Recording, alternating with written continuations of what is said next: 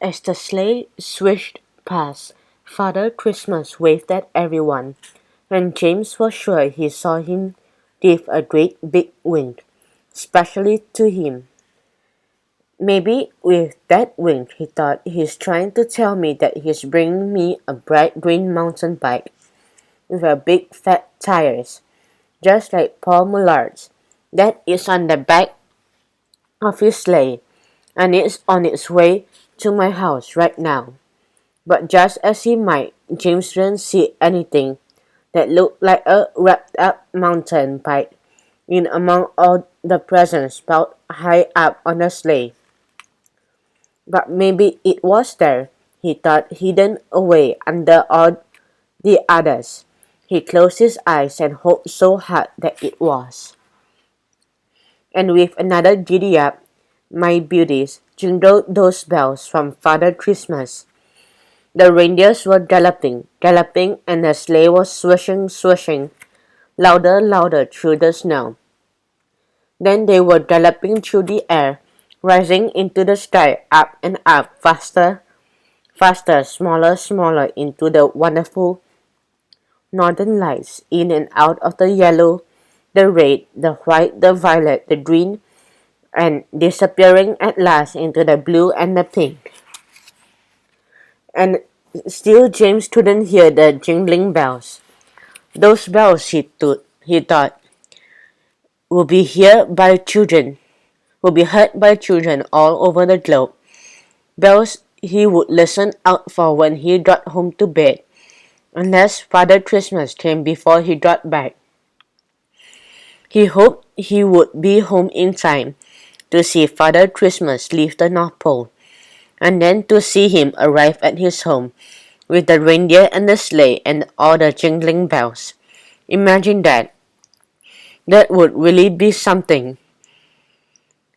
He had to get home fast. Well, James, said his snowman, I'd better get you home, hadn't I? It was as if he could read James's mind. The party's over for another year.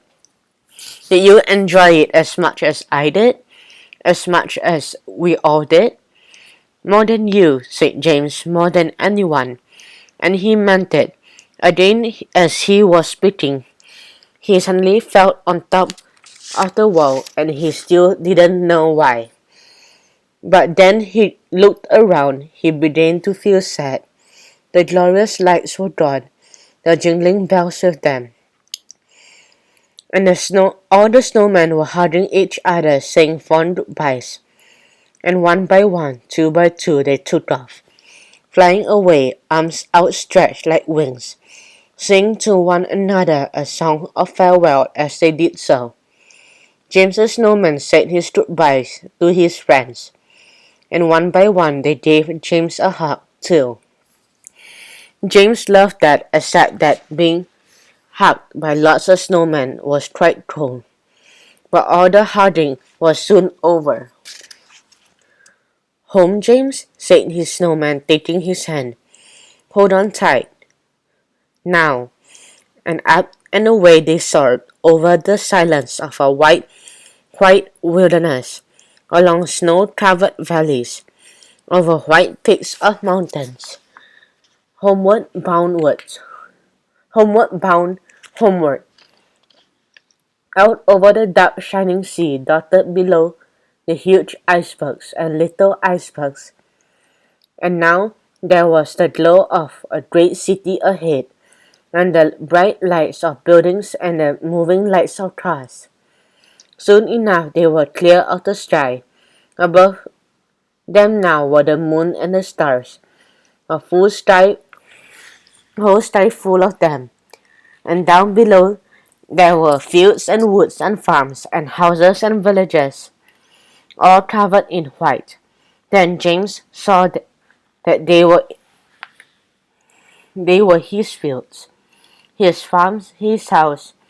There was oak tree field just below them.